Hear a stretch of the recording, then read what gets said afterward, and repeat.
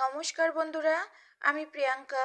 গুঞ্জাস মাম চ্যানেলের আরেকটি নতুন পর্বে সবাইকে স্বাগত জানাই।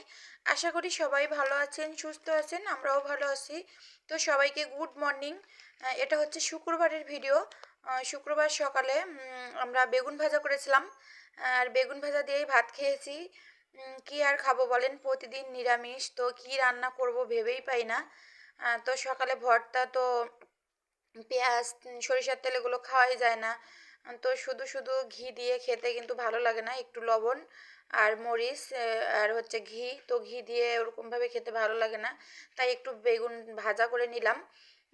আর অ্যালার্জির চাপ প্রচুর আমাদের সবারই, বেগুনটা খাওয়া ঠিক না, তারপরেও তো কি যে খাবো খুঁজেই পাই না, যার কারণে করেছিলাম।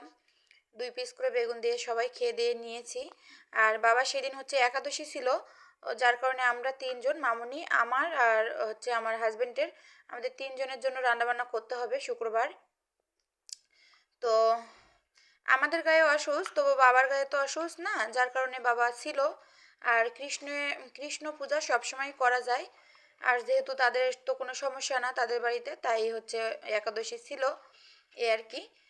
তারপরে ফিরে এলাম দুপুরের রান্নাতে। এখন তো সেরকমভাবে কোনো কাজকর্ম করছি না, যেমন ঘর বাড়ি গুছানো টুছানো করি, তো মানে যেগুলো না করলে নয় সেগুলো তো করতে হয়। তবে বেশি সব কিছু ব্যবহার করি না, কারণ যেসবগুলো ব্যবহার করা হবে সেগুলো কাঁচা ধোয়া করতে হবে, তারপরে সব কিছু আর কি।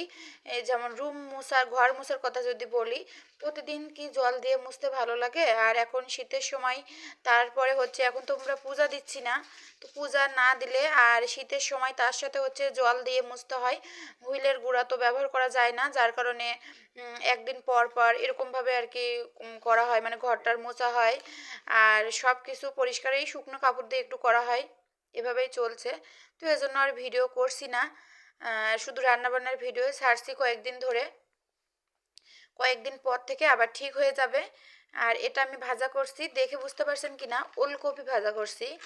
আর ওলকপি ভাজা আমাদের খুবই ফেভারিট, মামুনির বাবার তো খুবই পছন্দ ওলকপি, মানে ভাজা, বিশেষ করে ওলকপি, ফুলকপি, এগুলো ভাজা খুবই ভালো লাগে আমাদের সবারই আর কি। ওলকপি ভাজা করব, আর করব আলুর ডাল, একটু পাতলা করে করব। আলুর দম করতে চেয়েছিলাম, তবে করিনি, কারণ হালকা পাতলা করে আলুর ডাল না ভালোই লাগে।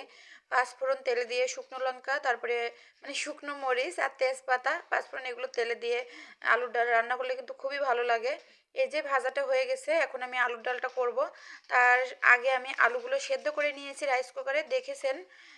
তো এই যে তেলে আমি একটা শুকনো মরিচ দিয়ে দিলাম, এবার পাঁচফোড়ন আর তেজপাতা দিব, দিয়ে আমি সেদ্ধ করা আলুগুলো দিয়ে দিব।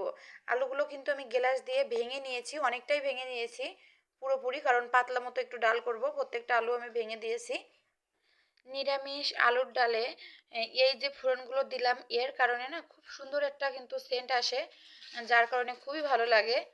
উম, আর বন্ধুরা, যারা ভিডিওটি অলরেডি দেখা শুরু করেছেন, একটি লাইকও করেননি, প্লিজ একটি লাইক করে তারপর ভিডিওটি কন্টিনিউ করুন।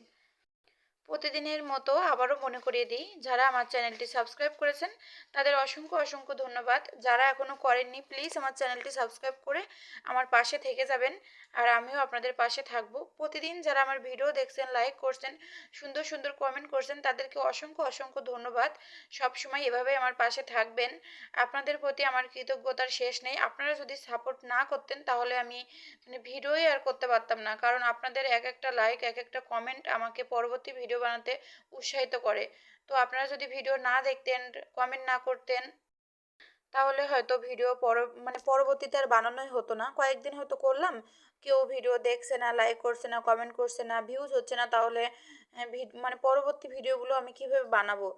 তো যারা আমার ভিডিও প্রতিদিন দেখছেন, বললাম তো আগেই, তাদের প্রতি আমার কৃতজ্ঞতার শেষ নেই। আর ফাইনালি সব রান্না হয়ে গেছে, আলুর ডাল আর হচ্ছে এই যে ওলকপি ভাজা, খুবই মজার হয়েছিল। দুইটা নিরামিষ খাবার হলেও কিন্তু খুবই মজার। রান্নার আগে ভাবছিলাম কি রান্না করব, কি রান্না করব, তবে শেষমেশ খুব মজার দুটি নিরামিষ পদ রান্না করলাম।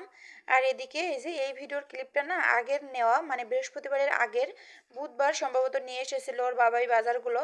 এখানে হলুদের গুঁড়া আছে, তারপরে সরিষার তেল আছে, সরিষার তেল কিছুটা ঢেলে রাখা হয়েছে ঠাকুর ঘরে, মানে প্রদীপ জ্বালানোর জন্য। তো এখন তো আর ব্যবহার করা হচ্ছে না, কারণ সরিষার তেল খেতে হয় না আমাদের এই সময়টাতে। আর এখানে কিছু বাজারও নিয়ে এসেছিল, ওলকপি, আলু, আর এখানে আছে জিরা, ধনিয়া গুঁড়ো, আর আছে লবণ। এখন আমি বাজারগুলো গুছিয়ে রাখবো, আর বাজার গোছাতে গোছাতেই ভিডিওটা শেষ করব। সবাই ভালো থাকবেন, সুস্থ থাকবেন। দেখা হবে আগামী পর্বে। আমার আজকের ভিডিওটা কেমন লাগলো কমেন্ট করে জানাবেন।